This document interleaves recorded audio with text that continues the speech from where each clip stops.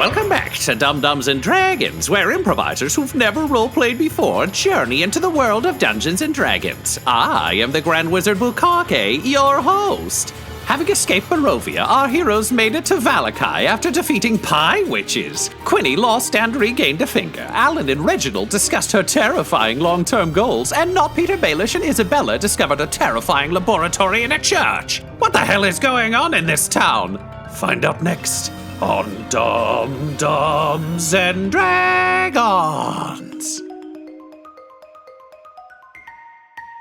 Quinny, you are roused from a deep sleep by a tapping of your foot. There is a tune just sort of wafting in through the window. And as you awake to your darkened room at the Blue Water Inn, you can see brilliant moonlight shining through your window, illuminating the room. And as you kind of rise from bed and follow this beautiful melody, you look outside and you see a solitary figure dancing. And the figure is dancing in a way that I can only describe as enthusiastic and earnest. It's not certainly beautiful and balletic, although there is a certain grace to it, but it is also just the purest expression of dance. And it's the kind of dance that you do kind of in the mirror alone. There's just the air is filled with the song Can't Fight the Moonlight, just enrapturing you with its vaguely seductive tune. And you feel yourself drawn to go join this figure who seems to almost beckon to you. As is always my way, I'm going to fuck this up, but can you roll the wisdom and or will save, please? Wisdom. I shan't. Oh, sweet. Nat 20. Whoa. Damn, son. Hey. I go right the fuck back to bed. I'm like, nuh-uh, no. Hit the hay so hard. Yeah, He looks up and sees a moon pie and remembers the pie shack. So with an nat 20, you do fight the moonlight ever so slightly. So rather than just kind of like immediately leaving, you can. That said, it is curious to you because as this figure looks at you, you realize that it's the same gaze that's been following you now for days. But given that you, again, have passed your check with flying colors, I'm going to say you're in control of your actions. You're not like, oh, I just need to go out. Yeah.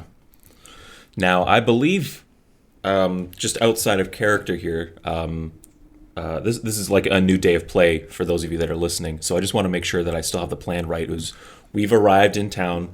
It's the first night. Tonight was the night we were going to get up in the middle of the night and assassinate the mayor, right? Or were we going to wait every day to find out where he lived? That plan was overruled, and you're going to play music. We're going to play music. And that was the full plan.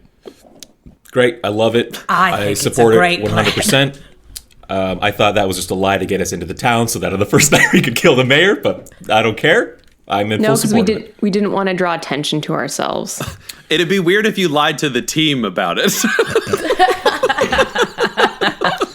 We have to cover up that we're going to do Reginald's plan. Reginald can't know.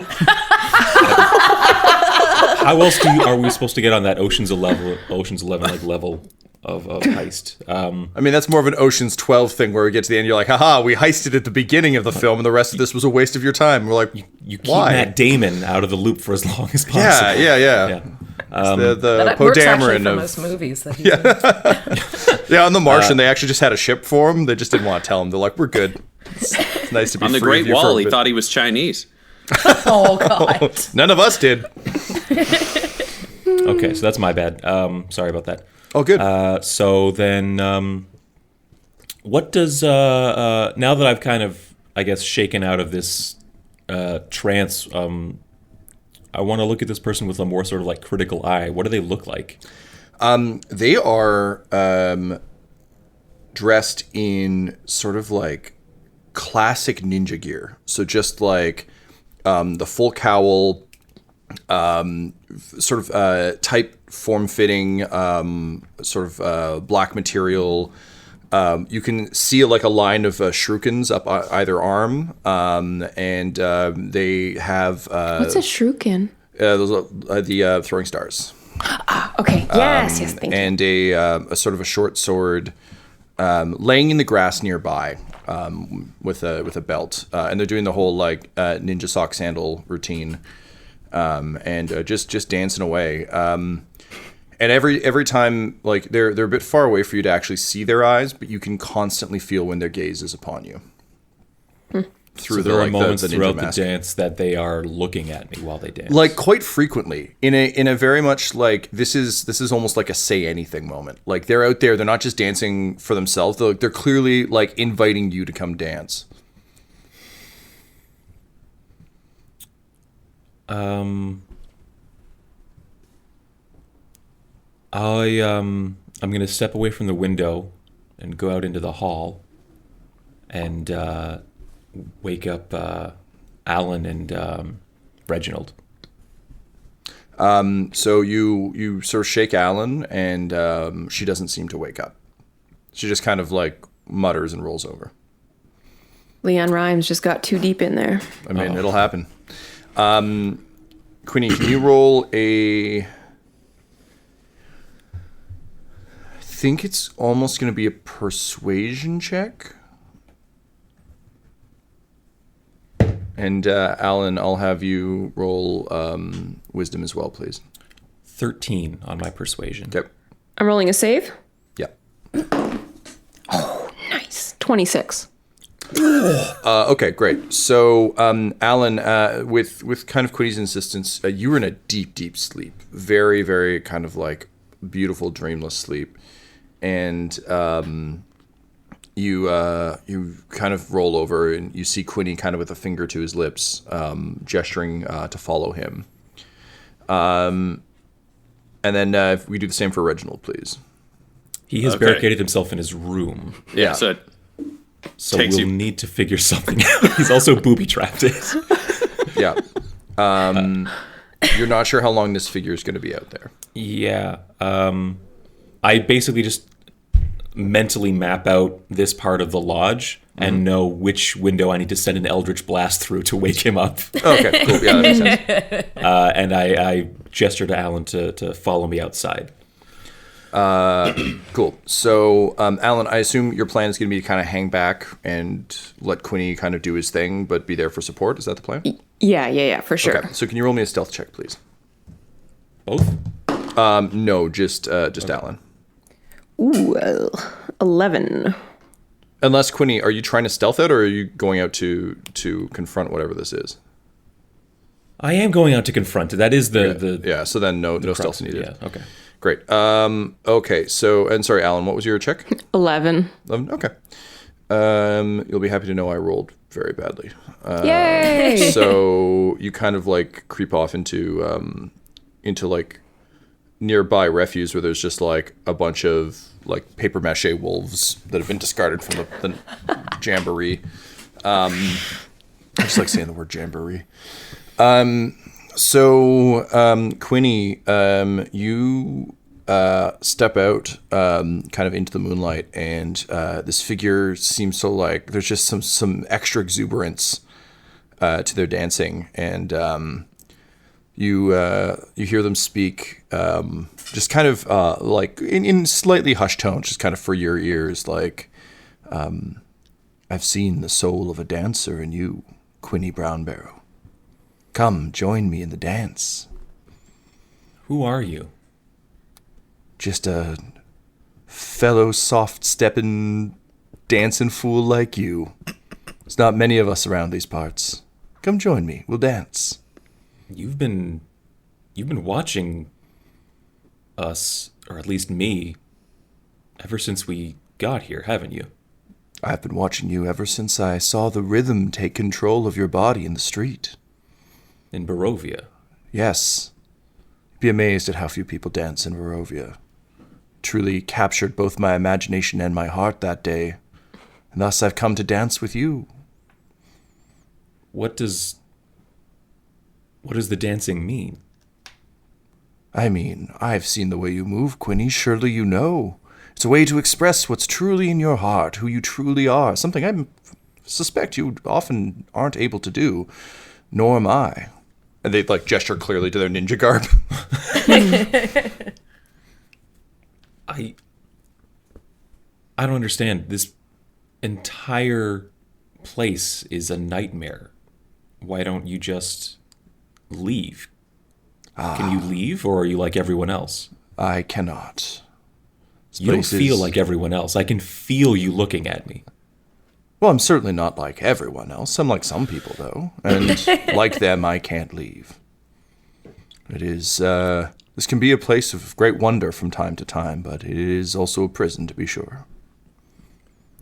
What happens if we dance? Why do you want me to dance so badly?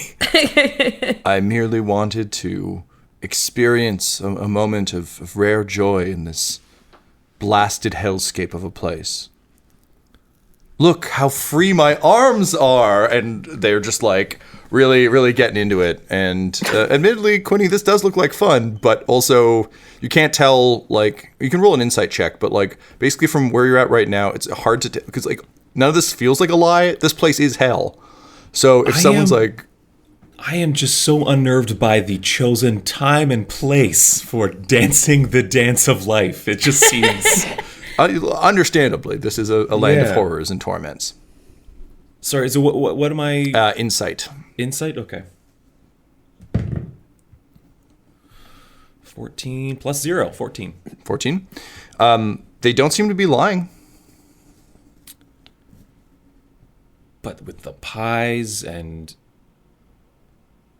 hearing about the death house, it's like there's always a catch or things aren't what they seem. I'm gonna take a few steps away from this person and say, what happens if I don't dance? Then you'll never be truly free, Quinny. That's how dance works. Can you roll me a wisdom save, please? Not a nat 20. In fact, kind of a shitty roll. That's a 7. So, as Leanne Rhymes intensifies on an endless loop, Why am I dancing to Leanne Rhymes? Because you can't fight the moonlight, dude. It's overwhelming. It's so powerful It's and gonna wonderful. get to your heart. It did. You begin to your instinct is to step away, but you find yourself Moonwalking instead. Yeah, moonwalking. Oh no.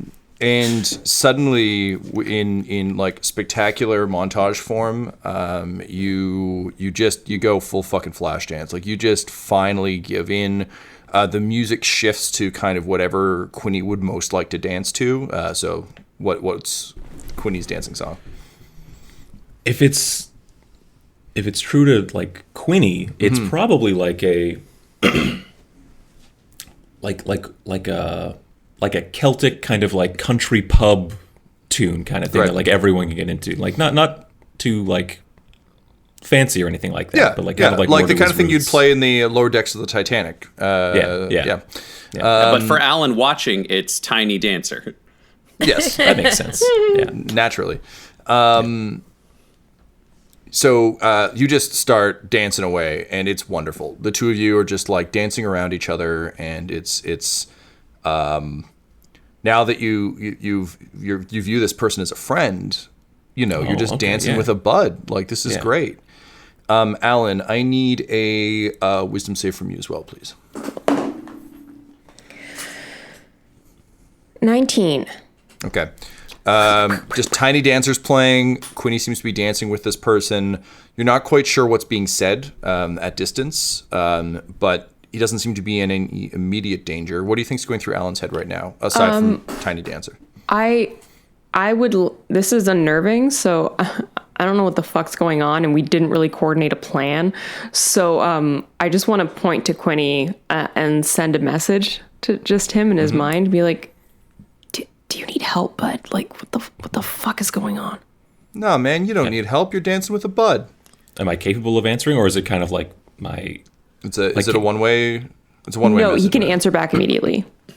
But I'm like my wisdom fail is like not just my body is like locked in movement, right? It's like my mind is with this. Yeah, as some well, kind right? of spell involving charms, some kind of charm spell, perhaps. Sorry. So what did you ask one more time, Alyn, specifically? Do you need help? And what the fuck is going on? And so Quinny says like, help. Why would I need help? This is the best I've ever felt in my entire life. What's going on? Life. It's going on all around us, and we're missing out. And as the dance reaches its crescendo, you throw back your hood in delight, and your dance partner throws off their cowl to reveal the face of Strahd, who smiles and just says, "I knew you were the one," and then sinks his teeth into your throat. No! No! Super. Alyn, you see this happen. Your eyes go wide, and then you wake up. And Quinny, you wake up in your bed. Alyn, you had just had the most horrible nightmare about Strahd and Quinny dancing in the moonlight, and Tiny Dancer, and like you just like bolt upright, like full body sweat. But then you look around the room and realize you're in bed. I go to Quinny's room just to make sure he's okay. You find Quinny sleeping soundly. He's rolled over facing the wall. Seems to be snoring a bit. You do notice that his toe seems to be tapping, but as you roll him over, you see fresh bite marks on his neck. Oh, and I just like roughly shake him. Just like grab him by the shoulders. And just like, Quinny! Sword out. What the hell? And then, oh, Alyn, jeez. What the fuck are you doing? Meanwhile, down in the cellar of the church, Not Petyr Baelish and Isabella have come upon a rather grim discovery. A weird Frankenstein monster being built with Isabella's face. Not Pete, you didn't get a chance to respond to this last time because we dramatically cut to cliffhanger. That was so good. Like, but this is what it you was see worth before. it. So yes, the priest seems to just be sitting there sewing an arm on. I mean, like almost done. So Not Pete has kind of done that, like, he gasped, but like hand over his mouth just to be like, oh fuck, like shit. So Not Pete kind of like looks at Isabella, just, obviously like, this is horrifying, this is awful, but also you're gonna want some goddamn answers, right? Like, if someone's sewing what looks like your friend's face onto a body, you can't just leave that alone. I mean, they teach you that in school. So, Not Pete has got a little dagger, and after like Not Pete kind of like shakes off the immediate like terror and like the of what's happening, I'd like to have Not Pete like sneak up on the priest guy to like kind of sidle up behind him and like grab him by his neck and have the like dagger at his throat, just be like, what the hell are you doing? Okay, go ahead and roll me a stealth check, please. Okie dokes.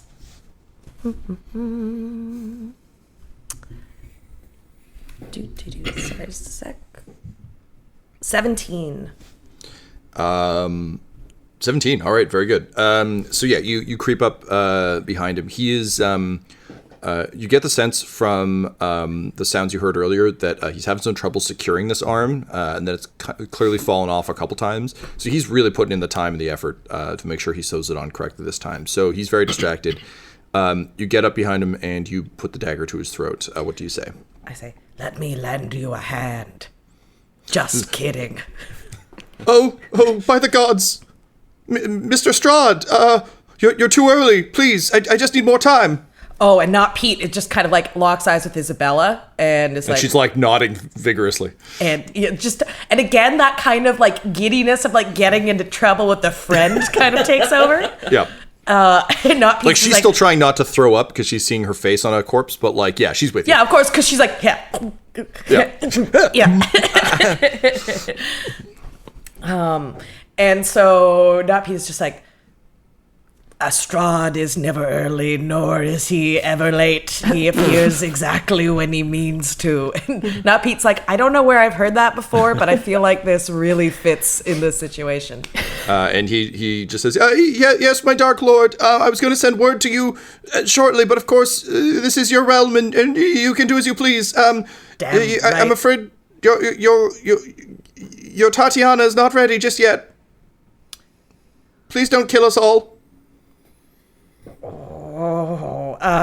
Once again, Not Pete looks over at Isabella and is just like, okay.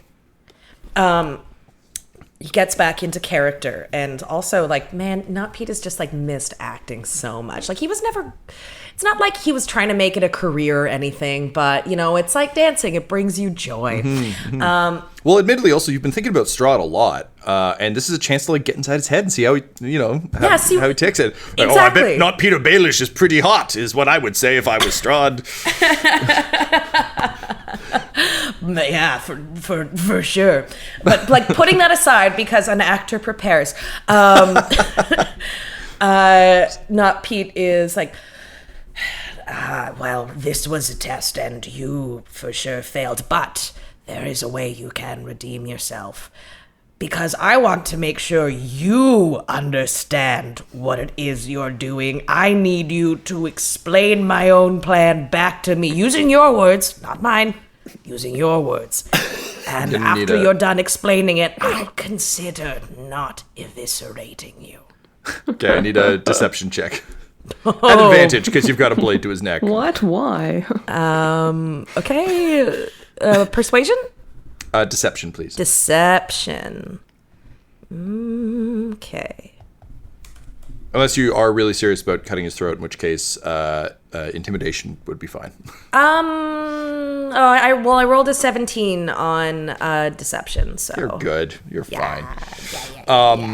Not Pete has been taking some Meisner classes. Yeah, he just repeats the same line over and over and over again, then forks over hundreds of dollars. Look, he's not a smart man. So Meisner is the technique of the Vistani. yeah, the priest just says, okay. I really hoped that she'd be ready by the time you found out. Well, it's just, sir, that since I know you haven't seen fit to visit us here in Vallaki because of the magic bones and such, but now that those And are... I'm like looking at looking at Isabella like magic bones. Yeah, She's like, I don't fucking know magic bones. And then she just starts nodding and is like, magic bones. He's like, but since the saints' bones have moved, which of course I know were a great slight against you, and I certainly meant nothing by that. But I figured perhaps I could appease you by creating a new wife for you in the visage of your famed lost love. Well, I mean, I guess your heart's in the right place. So is hers. I've looked at a lot of anatomy manuals to make sure everything is where it should be. And Not Pete looks over at the body, and it's just like, I mean, yes, it's technically correct, but I mean, the stitching is not great. Clearly this guy, I feel like he spent so much time figuring out just where body parts go. He didn't even bother with the artistry of it. So Not Pete, almost not necessarily forgetting that he's pretending to be Strahd, but just these are some real feelings he's having right now, where he's just I mean, look at, what the hell kind of stitching is this? I mean, do you honestly, do you really think my lost love just had these massive fucking these stitches aren't even matching in color. I did you think about that? I must admit, my Dark Lord, thread is at a bit of a premium here because of all the festival clothes. I had to just kind of take what I could. That's why there's so many weird, bright Easter colors of purples and yellows in the threads. It's very pastoral, which makes it somehow much more disturbing. So Not Pete kind of presses dagger a little bit closer to his throat, and is like, tell me, where are the others that you are working with? just kind of like shrugs at Isabella. Is like, Yeah. yeah. Yeah, and she like pulls out her sword and like kind of suddenly realizes that you guys might get ambushed and like kind of turns around and is like nodding back over her shoulder at you. And he's like, it's just me. The abbots of this of St. Andrew's Church have been tasked with keeping the town safe for quite some time, generations really. I know the burgomaster thinks it's the festivals, but it was St. Andrew's bones, and now that they're gone, I started robbing graves. But it's just me and this cursed tome I found about how to maybe bring a flesh golem to life. It's from the forbidden bookshelf. We don't have a lot of bookshelves, but it's on the top shelf to keep it away from the children's and such. So Not Pete, obviously, like, interest is Pete. And so Not Pete, like, whispers at his ears, like, what's your name? My name is Father Lucian Petrovich. All right. Lucy, I'm gonna need you to stand in the corner facing away from me. That'll be me, Lucy with a face in corner. Yep. So once he does that, Not Pete, like, goes over, is the bookshelf's in the room, right? No, but the book is. The book is, The bookshelf would be, like, upstairs in his, like, cool little priest office. So Not Pete goes over, and kind of, like, calls Isabella over and picks up the book and looks through it. What does Not Pete find? So, it seems to be, on a scale of, like, dark necromantic energies, it's pretty low. It's almost more of a marionette enchantment. So think essentially a golem that he could control with a literal doll. So he would have to manipulate it and control it somewhat. You quickly looking around, you see one of those wooden like drawing figures. That is just sort of sitting in kind of like a chalked pentagram. And there seems to be like some locks of hair and what looks like blood splatter on it. But it seems as though it's almost a Weekend at Bernie's 2, Search for Bernie's Gold level of enchantment, where he can animate this thing enough that it can like move around without him, but it can't do any complex functions. It won't really have a mind of its own. And this strikes you as strange because you feel like this is a ruse that couldn't possibly last very long. Right. And you're not sure whether that's intentional or this is just the best he has. Right.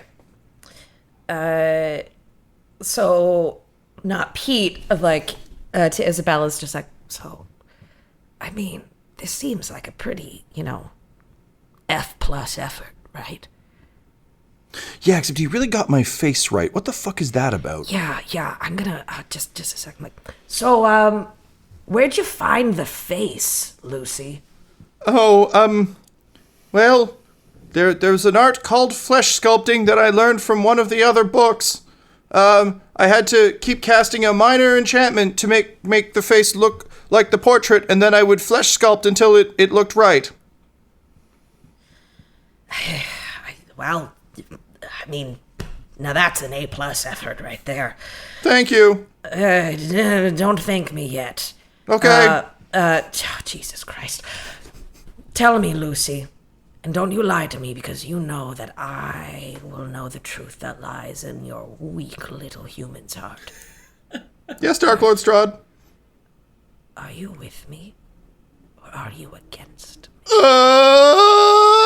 No lies. He panics. Full Morty. He does go full Morty.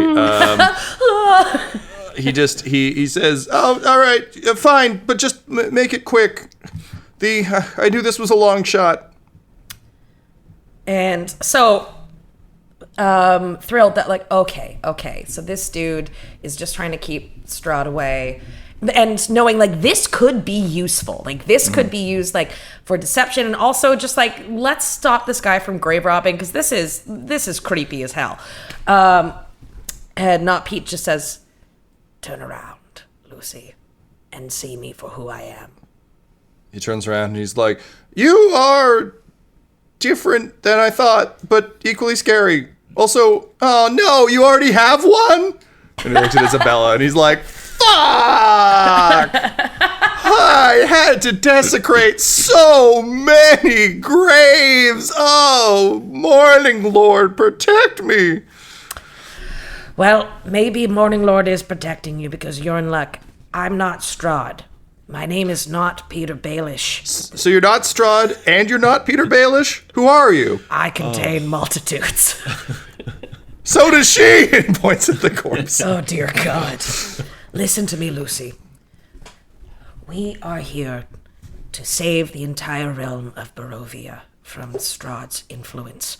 I know we've all lost many friends and compatriots along the way, but we want to fight him, and we believe we have the power to finally rid this world of him once and for all. Or, I don't know, maybe somehow turn him over to a good side, and then it's like going to be one of those things where like he's a bad boy, but he's had good in him all along, and you know Pete just like goes in this whole thing, like this kind of like fantasy of like where he gets to like be with him, but it's totally cool because he's got a redemption arc. Yeah. And like Isabella's like chiming in, being like, and it's cool because it's kind of an open thing, but it means two best friends get to like hang out all the time. And then like, but also like we can also bitch about him when I'm sure he's going to be an asshole sometimes, so like we can like talk about that. It's gonna be great.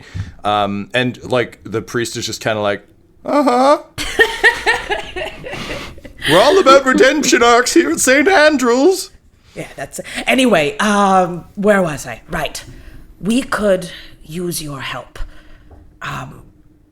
We're going to need to look at the other tomes that you have here, and perhaps if there's do any of your like perhaps people that are part of your church, do they have powers? Do they know what you're working on? Or are you working with any other members of your clergy in order to fight Strahd? Because we could use all the help we can get.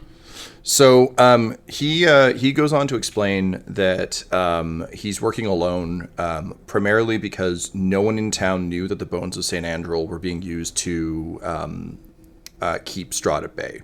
They're a holy relic that was hidden deep within the church, and he's been like actively keeping this knowledge from everyone, as have the people who preceded him, largely because they know that if Strahd were to learn of this, he would have some of his agents in some way, shape, or form come and burn the place down and steal them.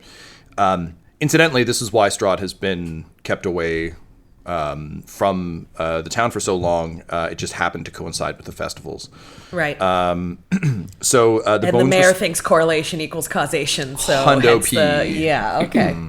So the bones were stolen a few days ago from their secret hiding place here inside the chapel, and the priest is basically acting on a backup plan that has been handed down as like if this ever goes wrong, this is what you do.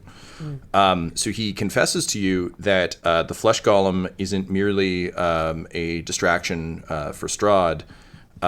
He's also hidden an ancient relic inside, deep inside the body, that is essentially a sun bomb. So he's not sure that it's powerful enough to kill Strahd, but it's the best they can get. So it's called the Heart of the Morning Lord, and it's basically a small, think like a lantern, with kind of a pure essence of sunlight captured within it.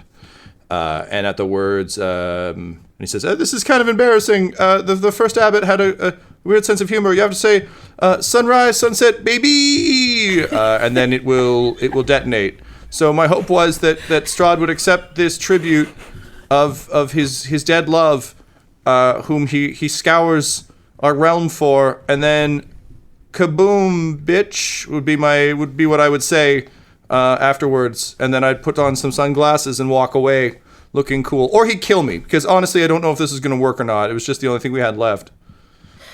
Right. Well, it's good that you've planned for either outcome, okay? That lets me know that you're not blinded either by hubris and you're not bogged down in, the idea of your own death. So, like, you got a good head on your shoulders. Good for you. Not Pete looks at Isabella and is just like, we can use this for sure.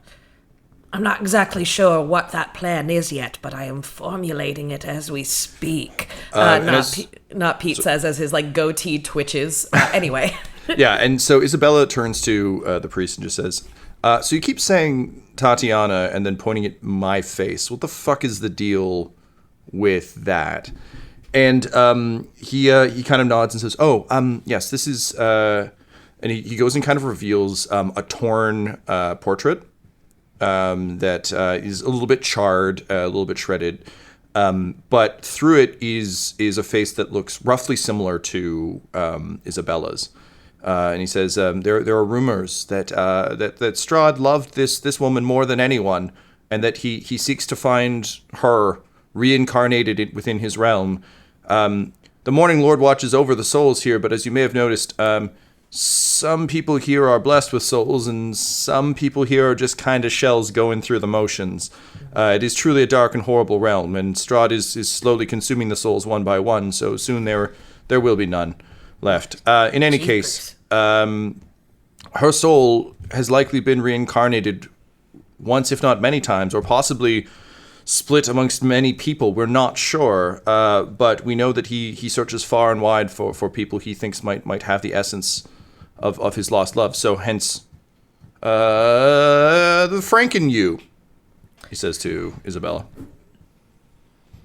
Well, this has been surprisingly helpful. Look, Lucy, I'm not gonna lie. When we came down, like, we just came in to play the organ, really.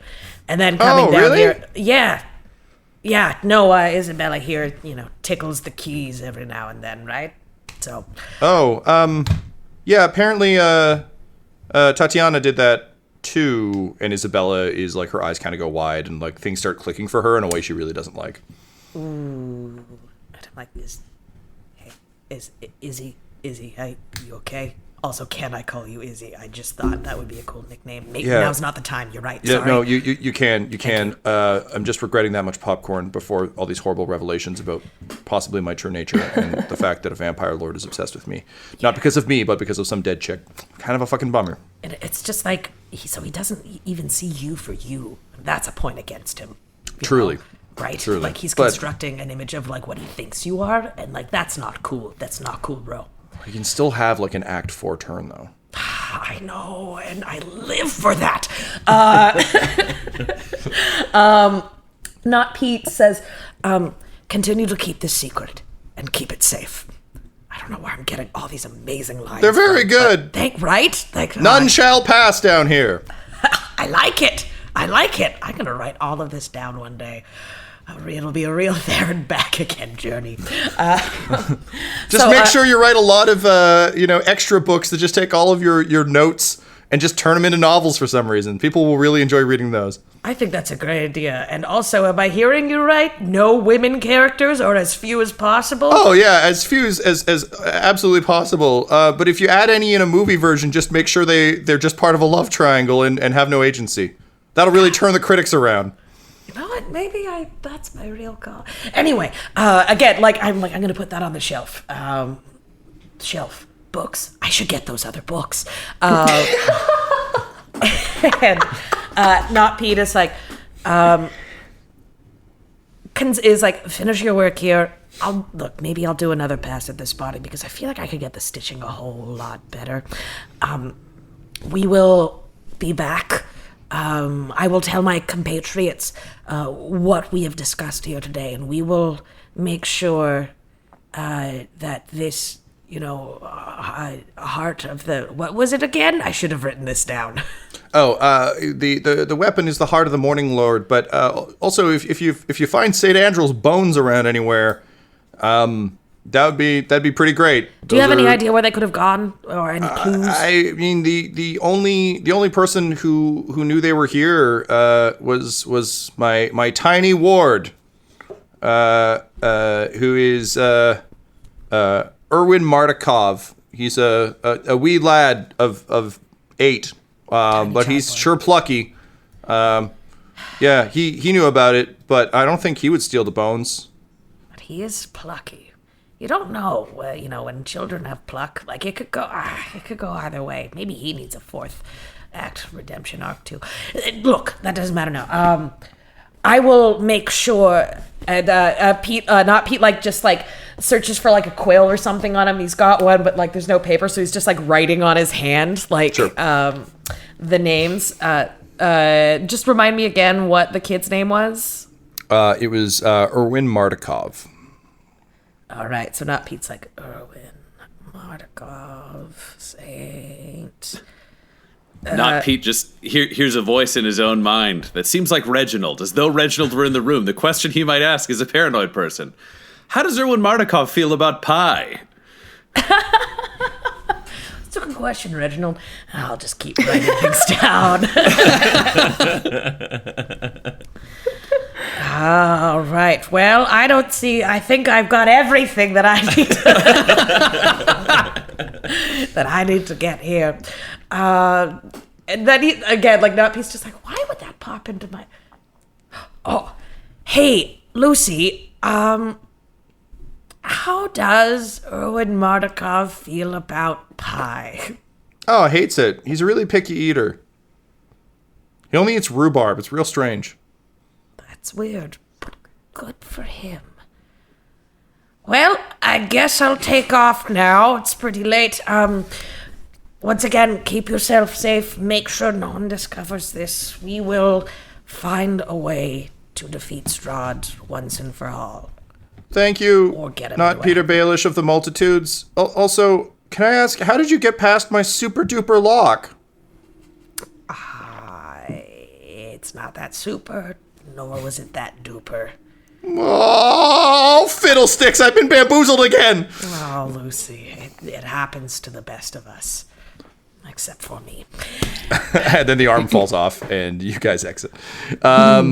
We smash cut back to the Blue Water Inn. Reginald, you've heard some commotion from Quinny's room next door, so you are quickly fighting your way out of My own room. the Gordian knot you've made of yourself in your house. Is it the morning or is it nighttime? What are we doing with it's just before dawn. here? Okay, yeah. By the time you get out. So Used to be lunch. can you roll me a strength? Either I'll take athletics or a strength save to try and quickly get out of your bullshit.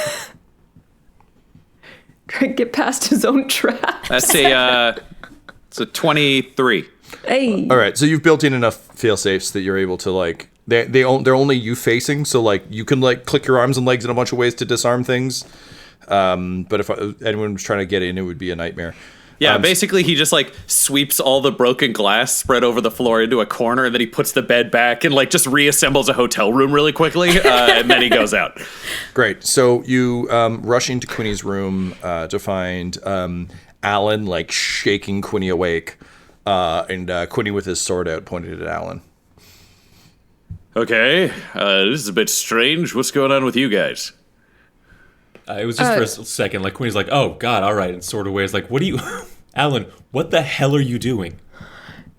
It's gonna sound weird. Did you just have a dream about Strahd in which you were dancing with him Nope. and then maybe got bit by him? Alyn... Take a what are look you at your neck in the talking mirror. about? Take a look at your neck in the mirror. And I'll look over to the mirror and be neck. Yeah, you see bite marks. God damn it. See, now don't feel shame. You said shame on the person who got bit, and that's why I said don't victim blame. This one's on Strahd. You didn't know. This is the second time I've been bitten in Barovia, and I hate it. Wait, did you get bitten by a vampire before? That's I just too hold deep. up my crooked finger. Oh, no, that was a witch. That's fine. Different Bog witches are bites. fine. Yeah. Reginald, you also, as you kind of catch your own reflection in the mirror, you see that aged look that you saw before, but worse. Your the skin is hanging low under your eyes. They're kind of gummy and bloodshot. You've got a long, scraggly beard, and for some reason, the side of your face is burned, and you have a scar across your nose. Oh. Ugh. What are you doing? You've seen vampire bites before. Don't make this weirder for me. No, I was just looking at myself in the mirror. Sorry, it's a me thing. I'm struggling with some dysmorphia, okay? This is not I don't need to go into this. I look to see if I can see him in the mirror. Just like if it's the mirror that's making both of us feel super weird, or if he's just like looking back at his own handsome self in the mirror. Okay. His own handsome, non-missing eye, non-slashed nose face. Just when I thought the complexes with this guy, when we kind of knew them all, there's another one. Shit. All right. Weirdly serendipitous. I asked you last night, definitely before I had 2 new holes in my neck, what's the transition period from not vampire to vampire after getting bitten? And you said it takes 3 bites? 3 bites. You're a vampire. You got an extra gorget kicking around? Or is that just the only one? I mean, that's the only one. We really need some, weapons or stuff that'll keep him away or something. Quinny does what he can with what he's got. He just Alyn, pops his collar. Can you roll me a perception check, please? Yeah. 16. As they're talking, you and quabbling over who gets the neck guard, you see a figure face down in the bushes you were hiding in outside. You can just see kind of like a body tucked away inside those bushes that you saw in your dream. What? I would like to I just like to teleport there, benign transposition, just so I can get there quickly, and ready to Misty step back immediately if it's anything. So benign dangerous. transposition means that you just travel to a place or you have to swap with something. No, I can travel to a place or swap. So I thought for a second you would just double double body. a corpse would drop in. That's also what I was imagining. it has to be a willing creature. Can a corpse be willing? Corpses can't give consent. Listen, Alyn, what do you think? Turns, there's like a nightcrawler poof and she's gone, and he's like, wait, where the hell's Not Petyr Baelish? They just cut outside. Alyn, you approach a figure who is wearing sort of green traveling clothes, has long silver hair, and just seems quite familiar. As you push it over, you realize you're staring at yourself. I kind of nudge it with my shoe. Like, is this real? It feels real. Passes the shoe nudge test. What the shit? All right. Can I, basically grab it by the arms and, drag it upstairs to show the guys? Sure. So you grab the body and you begin to drag it. As soon as you move, the arms fall off. And there's just kind of an ooze of blood out of the sides of the body. You take 3 solid steps before you realize that the body's not coming with you, and you look back and you realize you're just holding rapidly rotting arms. And I just kind of cut my hands and I drop the arms. And I cut my hands up to the window, be like, Quinny, Reginald, did you just see something quickly? Wait, don't open the window. It could be the vampire. It got you to go outside, right? I bet it did that. I don't want to dance with you. Oh, no. See, okay. She said I was dancing. So I'm going to open the window. Vampire wants to dance. Okay. Quinny, you don't remember anything about that dream, so you're not sure. But But she did mention dancing. She did. Yep. I'm going off of. Yeah. So you raise the crossbow. You see Alyn holding or standing over 2 sticks, and there's a pile of sticks nearby, with some ribbons and stuff that have blown into it. What? What is it? It's me. It's a fucking rotting corpse of me. I see you. What? I hold up the 2. What I think are rotting hands. Arms. Yeah, flesh and muscle are sort of sloughing off onto your arms and kind of filling your nostrils with a truly horrific scent. Do you think she's sleepwalking? Because if she's sleepwalking, you're not supposed to wake people up. I think this is more special than sleepwalking. If she was, I don't know. She came into my room and told me I'd been bitten by a vampire, and lo and behold, vampire bite. So you think the sticks are a corpse? I don't know. Where's the corpse, Alyn? Literally, the arms are decaying. In my arms. Oh, No, boy, Alyn, no, this is bad news. Those are just sticks. Those What? are just sticks in your head. If I I'm could, just if gonna, I could like, amble capture out the window and like just drop into the street and approach her. Sure.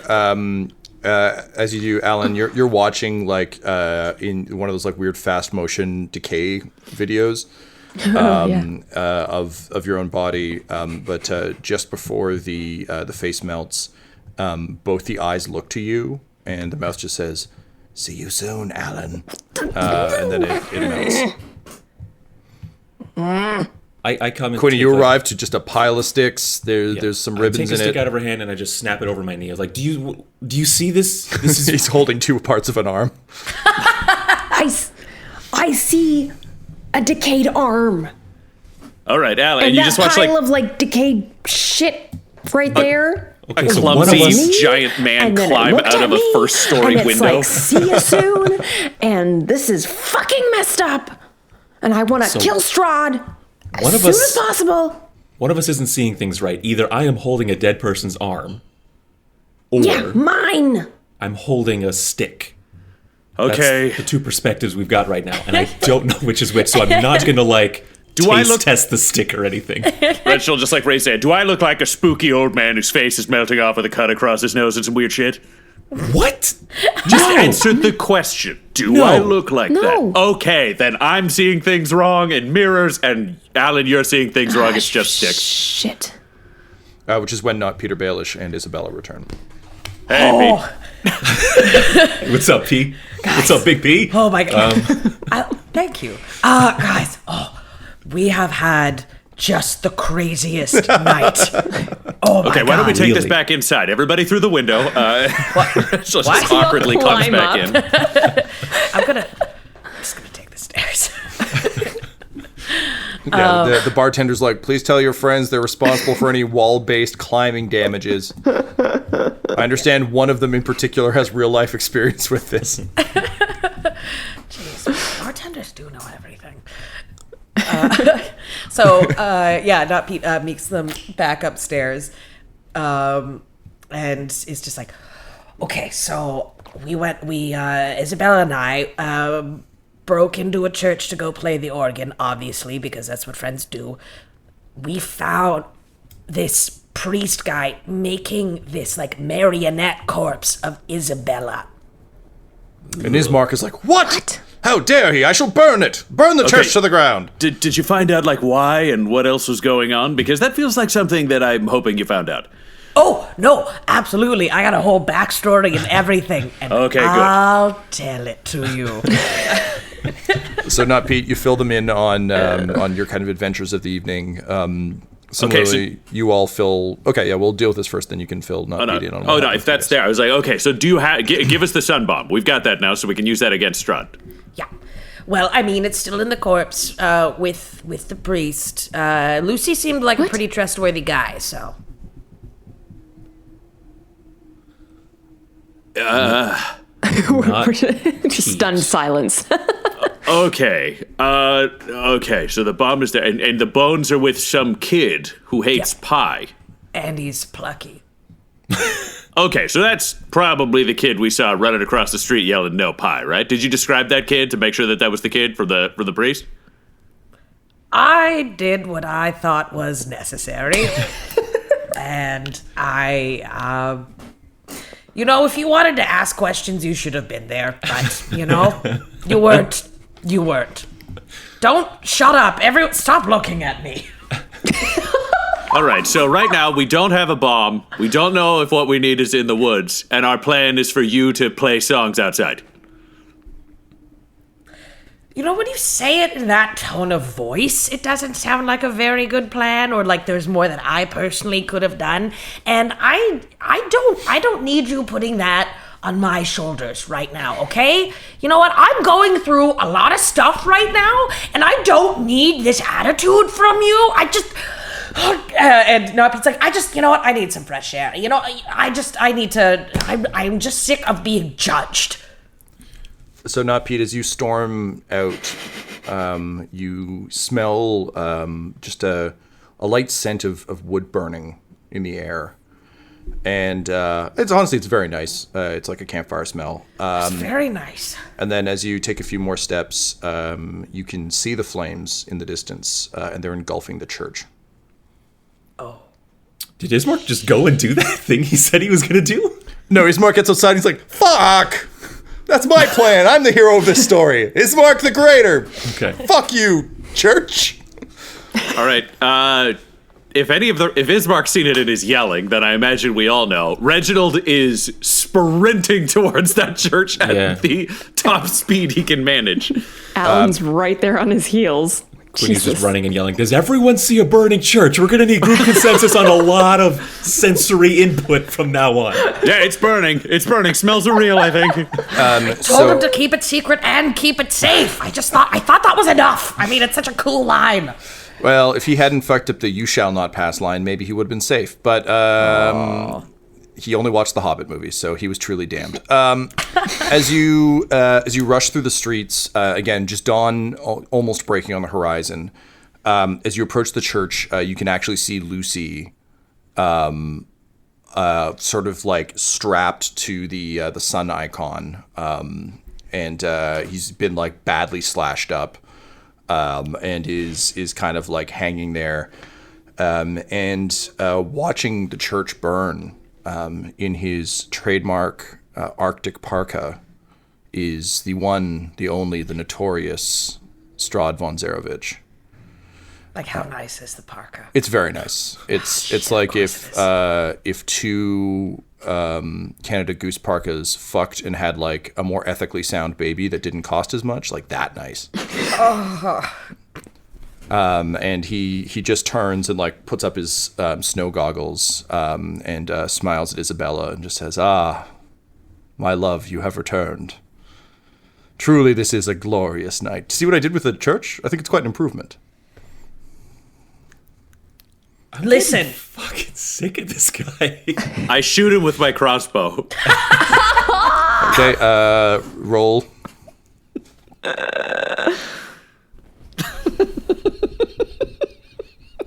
13. Say 13? Yeah, 1-3. That's enough. It's definitely enough. Yeah, definitely. Parka. The arrow flies through the air, and he just like plucks it out of the air in front of his face, and just like kind of like feels the weight of it. He's like, "Nice. This would be tremendously good for the seal hunts, I must say. You'll have to tell me what the brand is later. This is excellent." And he throws it to one side, and then he begins to walk towards Isabella with a cruel grin on his face. Not Pete. Can you roll me a perception check? Yes, I can. Isabella is also like vaguely enraptured. Like her sword is kind of like at her side, and she's kind of like shaking her head, trying to keep her shit together. But she's clearly having a hard time. I got a 17. 17? Okay, great. Yeah.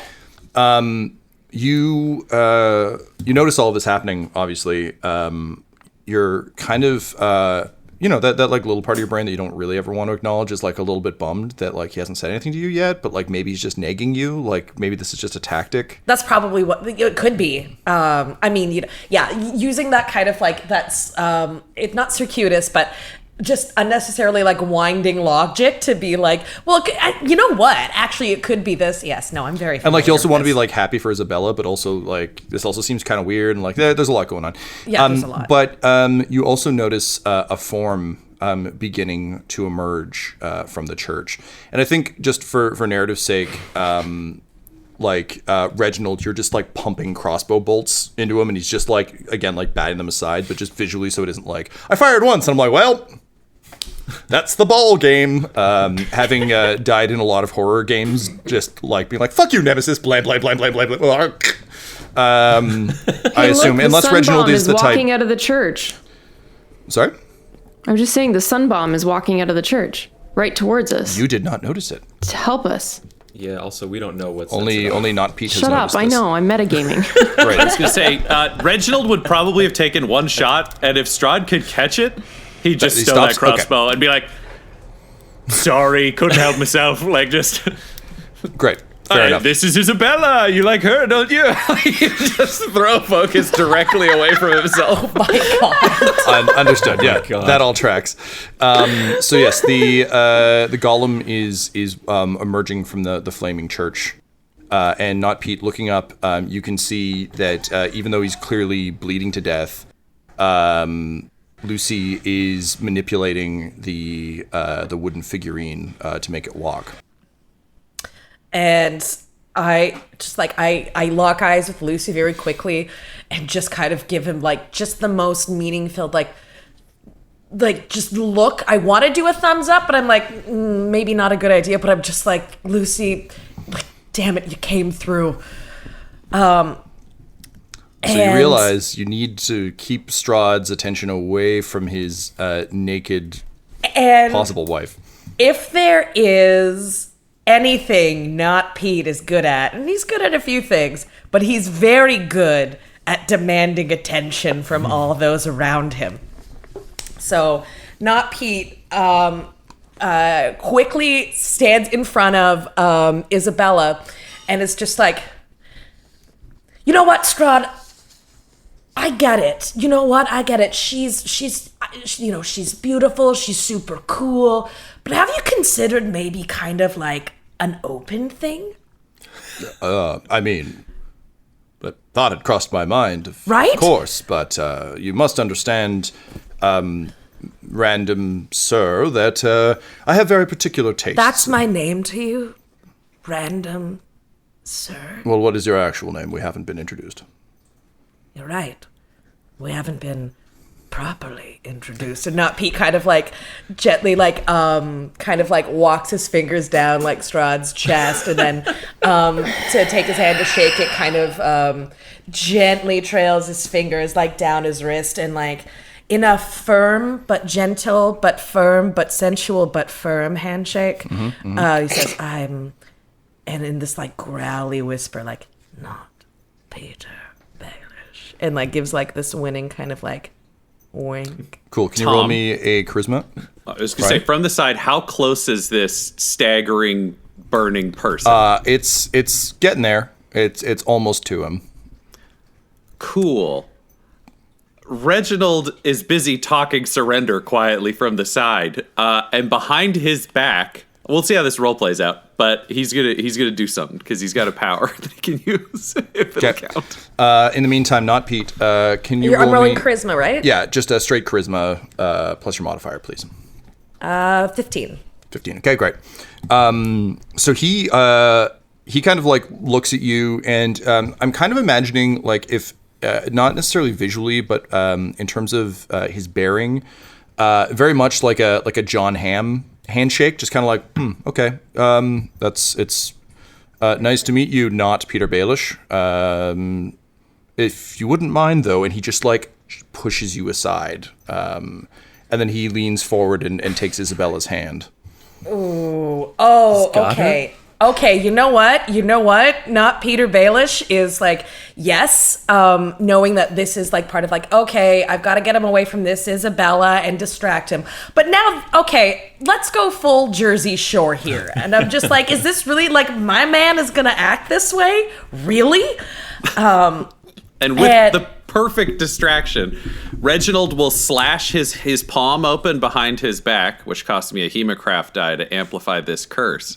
None of those words make sense to me, but okay. Basically, I have to use, because he's a blood hunter, technically sworn to defeat monsters, but he actually just became a blood hunter so that he didn't have to become a cleric. Because meta backstory that no one in the game knows, but it's true.